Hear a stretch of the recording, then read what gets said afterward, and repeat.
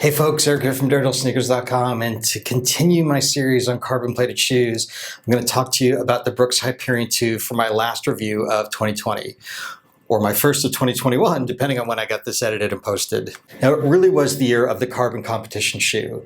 Even though there were almost no races after February, we saw the launch of the Asics Meta Racer, the New Balance TC and RC, the Saucony Endorphin Pro, and the trainer that went with it, a whole slew of Nike products, and now the second competition shoe from Brooks, the Hyperion 2. This joins the Brooks Tempo, its training version, and the Hyperion Elite 1, which I'm sure is going to fade from the market if it hasn't already. And before we get into it, I do want to tell you that I did buy these shoes myself, but given that I was on the Brooks team in 2020, I did get them for half off, but I'm not beholden to Brooks for anything I say during this video. They're not going to see this footage before I post it, so I'm going to give you my honest review. The company was quick to follow up on the Elite 1s because of a few factors. First, the IAAF came out with new rules on how to embed a carbon plate in January.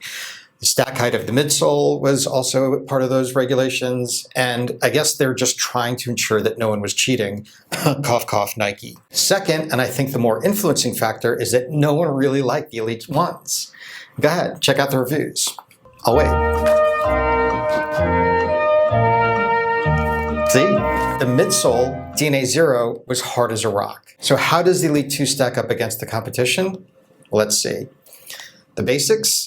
As you can imagine, this is a neutral shoe. I mean, it has to be. It comes in at 7.6 ounces. There's almost nothing to this shoe but midsole. It has an 8mm drop from heel to forefoot. Now, Brooks hasn't released the measurements of the midsole. And whenever I go in and try to measure any midsole with my calipers, I come out with wildly different measurements than what the brands have said. So I'm not even going to venture a guess or even just measure them with my calipers and tell you, because it would come out completely ridiculous. Brooks has said, however, that the midsole stack has 2 extra millimeters of cushioning than the previous version, so it's going to add to that soft underfoot feel. The upper from the 1 to the 2 has remained the exact same, using a really basic featherweight stretchy material. Now, I'm not a huge fan of the unpadded tongue and heel, but when they're trying to keep a shoe light, this is where shoe companies find some of the weight that they can extract. Now, while I can't say the shoe dug into my heel or the bottom of my shin, I will tell you that they were not the most comfortable that I've ever worn, but that's not really a surprise given that this is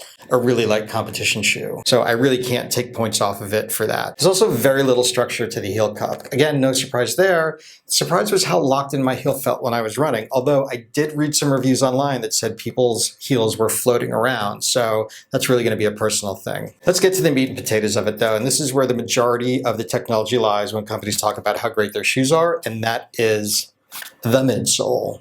As I mentioned, the Elite 1 has DNA 0, and in a word, it sucked. In fact, it was so bad that the Olympic trials in February, remember those? Was in Atlanta. Feels like a decade ago, doesn't it? Anyway, at the Olympic trials, we were all waiting to see if Des Linden was going to wear the Elite 1s. You know as well as I did at this point that she didn't. She was wearing these.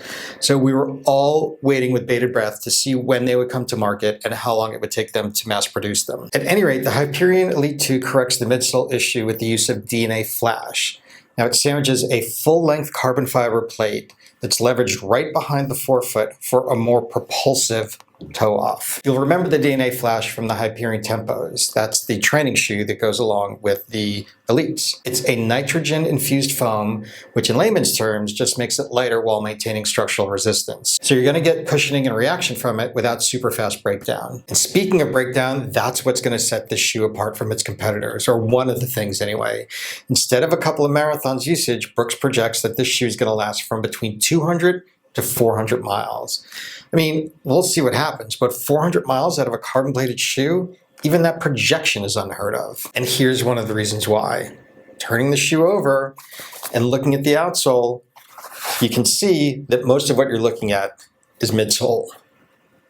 These rubber patches here, that's the actual outsole. All the yellow that you're looking at, that's midsole. Reason being is that rubber is much heavier than the midsole foam. So to save weight, it's just used in high contact areas, the heel, the forefoot, and the toe. But if you're not striking exactly where the Brooks engineers think you're going to, you're going to wear down the midsole a lot faster than expected. I guess maybe that's why they give a 200-mile spread in the shoe life expectations. Now, I found that the lack of rubber on the outsole kept the shoe from being sticky enough in wet conditions. I don't know if it was psychological or real, but they didn't hold the ground I was hoping while cornering when wet. Also, I'm a heel striker, and Brooks compensated for that a bit with what they're calling a rapid roll technology, which is shaving off part of the heel right here. Now, we've seen this in the Sauconys, we've seen it in Hoka's, and the entire Asics Meta line is based on this technology. So it's no surprising that Brooks has adopted it and created a brand name for it. And Brooks is claiming that they've shaved off some of this heel to help your foot strike further up the foot. As a heel striker, I felt like I wasn't really working with the shoe, so I wasn't getting that pop,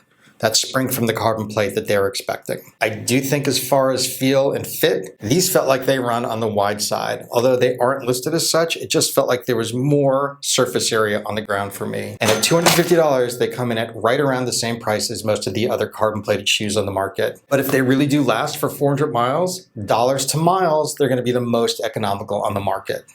I'll keep you posted. That's about it, folks. If you like this video, please smash that like button below, get it up into the YouTube algorithm a little bit more. And if you like gear reviews, race reviews, or anything endurance sports related, I'm your guy. Please hit subscribe and the bell next to it so you get notified when I put new videos up just about every week or so. I appreciate you tuning in.